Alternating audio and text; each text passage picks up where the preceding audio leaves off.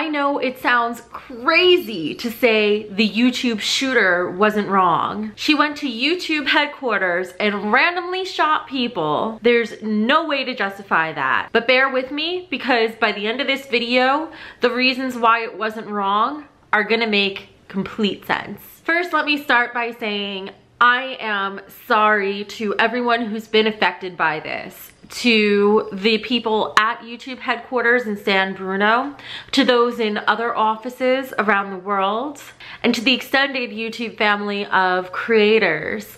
Everyone's been affected by this, and you're right to feel scared and terrified and puzzled, flummoxed at how something like this could happen. But I'm gonna tell you that the crazy part isn't that this happened. The crazy part is that it didn't happen sooner.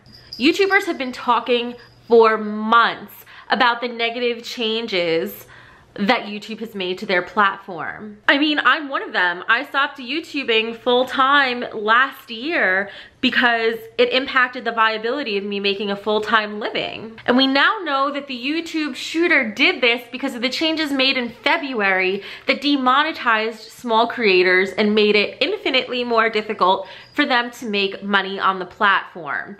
And this YouTuber who did this shooting is somebody who was relying on this income for her full-time living. Many of us have been affected and have been voicing our concerns about it and our discontent, and we've felt like it's fallen on deaf ears. Now, most of us are mentally stable enough that we're not going to go travel to YouTube headquarters and shoot up the place. But is it really a surprise that a change that affected millions, is it really a surprise that one of those millions could be pushed over the edge enough to do something like this? It's not, and I can tell you this might be the first time it happened. I don't think it's gonna be the last. And it might not all be at YouTube, but it might be at other big companies like Amazon. The YouTube shooting itself was completely wrong, of course. I don't think anybody can justify an action like that. But the reasons behind it are a different story. Those aren't so far-fetched at all. You have to take a step back and look at the bigger picture. How many people have killed themselves over losing a job or over losing their financial stability? Tons of them. Just look at the Great Depression, where people killed themselves in droves over losing their life savings to the stock market. Now we have a bigger change happening that dwarfs that. Technology is changing our lives, and we're on the cusp of a revolution. We have technology today that we couldn't have dreamed of 50 years ago. And while that technology was quick to create jobs, like being a YouTube creator where you could make YouTube videos from home and make a living from it, it's just as quick to take those jobs away. And this is happening at a pace far faster than any of us had anticipated. We've seen the articles online talking about robots taking over our jobs, and people are freaking out about that, and that's not even happening yet. What's happening with YouTube is happening right now, taking away people's jobs. It's the technology and the people overseeing that technology that's causing it to happen. Would it surprise you to hear in the news tomorrow that a small local business owner kills himself because Amazon took away his business and he can no longer support himself or his family? No, that just sounds like a typical day reading the news. And that's exactly what happened here, except the YouTube shooter took it a step further by taking people out with her to voice her discontent because she felt she wasn't being heard. Now, God, this is the scary part, is that maybe if she felt she was being heard, this wouldn't have happened. As I'm making this video, it's the day after the shooting, and everyone is still in a bit of a state of shock. Most of the bigger YouTubers who've spoken up about it have taken the stance that they're shocked and disappointed and disheartened and heartbroken that this happened, and taking steps to distance themselves from the shooter. Of course, wouldn't you? But I think we're gonna start seeing the second wave of YouTubers step forward saying, yeah, but is it really a surprise that she did this? We've been complaining about this for months. And here's the thing, these companies that get big, YouTube got big off the backs of small creators. It was a grassroots effort. And it shouldn't be a surprise that when a big company like this makes a big change, it is affecting real people. And it's really not a surprise that out of the millions of people this affected, that one of them would be a little and take it a step too far. Unfortunately, I think that this is just the beginning. It was the first YouTube shooting, and it's probably not going to be the last.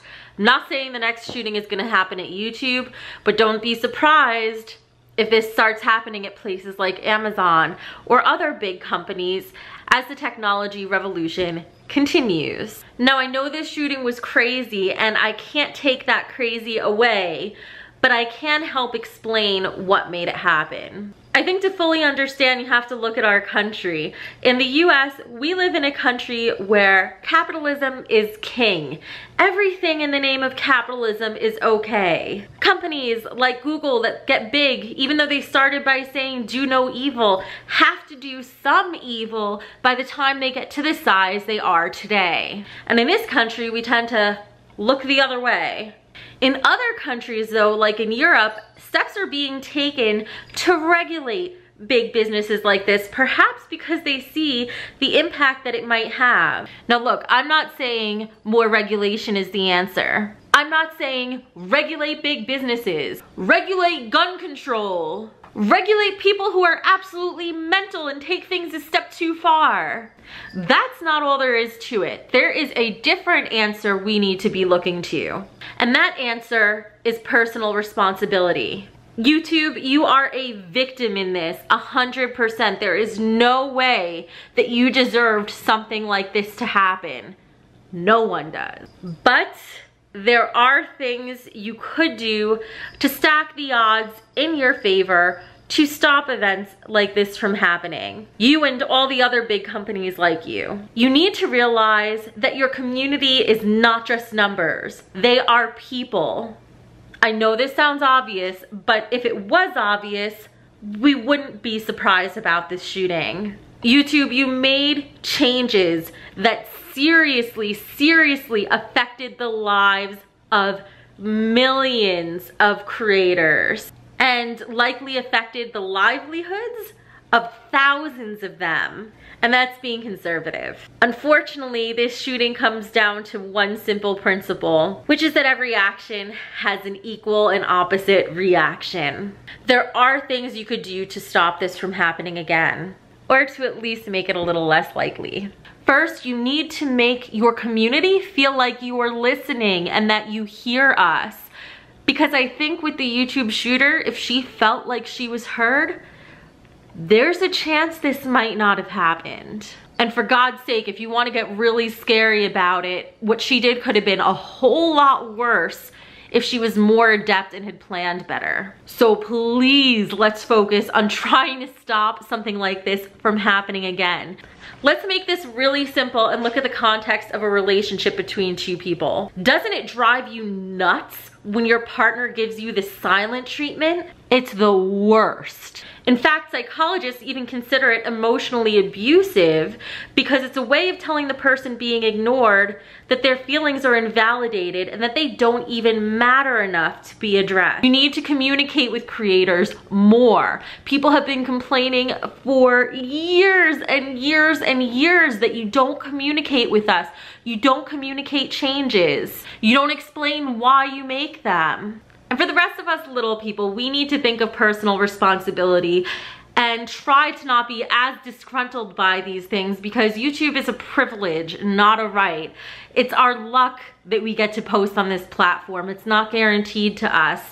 And we need to diversify as much as we can so that all our eggs aren't in one basket. So when YouTube does decide to make changes we don't agree with, it doesn't turn us into basket cases. Let me know what you think in the comments below.